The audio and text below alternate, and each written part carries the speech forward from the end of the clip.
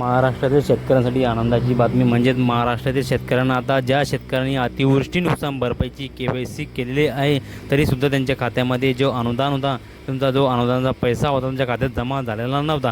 कारण की बऱ्याच लाभार्थ्यांना आता आतुरता लागले होते की पैसे कधी येणार. KYC तर केली पण अद्याप तरी पैसे जमा झालेले नाही. का बऱ्याच शेतकऱ्यांना आता जे आता 5 डिसेंबर नंतर आता तुमच्या खात्यामध्ये पैसे जमा होणार आहे. कारण की सांगण्यात असं येत होतं की आचारसंहितेमुळे लेट होत आहे पण त्याचा आणि या अनुदानाचा काही एक संबंध नाही. कारण की आचारसंहिता वेगळं आणि अनुदानाची ही सँक्शन वेगळं झालेलं आहे. आता याच्यावरती हालचाली सुरू झालेल्या आहे. कारण की आता 5 डिसेंबर नंतर तुमच्या खात्यामध्ये शेतकरी मित्रांनो तुम्हाला जर पैसे आले नसेल, बऱ्याच शेतकऱ्यांना फार्मर ID काढले किंवा पेंडिंग असल्यामुळे बऱ्याच शेतकऱ्यांच्या खात्यामध्ये पैसे जमा झालेले नव्हते. बऱ्याच जणांचे KYC पेंडिंग असल्यामुळे पैसा जमा झालेला नव्हता. अशा शेतकऱ्यांना आता 3 तारखेला जे आहे आता मंत्रालयामध्ये जे आदेश निघाले आहे आता यांची हालचाली सुरू झालेल्या आहे. कारण की ॲप्लिकेशन चालू झाले आहे. कारण की 5 डिसेंबर नंतर तुमच्या खात्यामध्ये शेतकरी मित्रांनो चिंता करण्याची गरज नाही. हा अनुदानाचा पैसा तुमच्या खात्यामध्ये जमा होणार आहे. ही महत्त्वाची बातमी आणि खरी बातमी आहे मित्रांनो. तुम्ही बघू शकता 5 तारखेला तुमच्या खात्यामध्ये खटाखट पैसे जमा होण्यास सुरुवात होणार आहे.